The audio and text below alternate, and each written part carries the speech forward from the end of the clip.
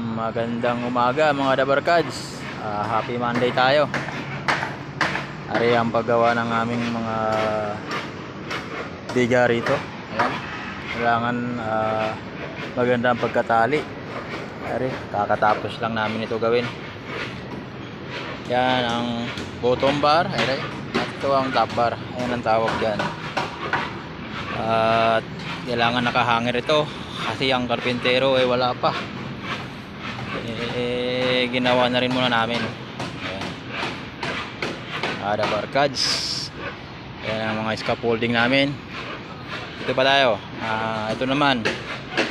Yan, sa pagbibiga kailangan may confinement tayo.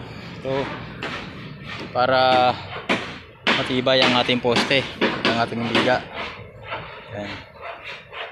Dito habang naantay namin ng 12 ang haba ng 16.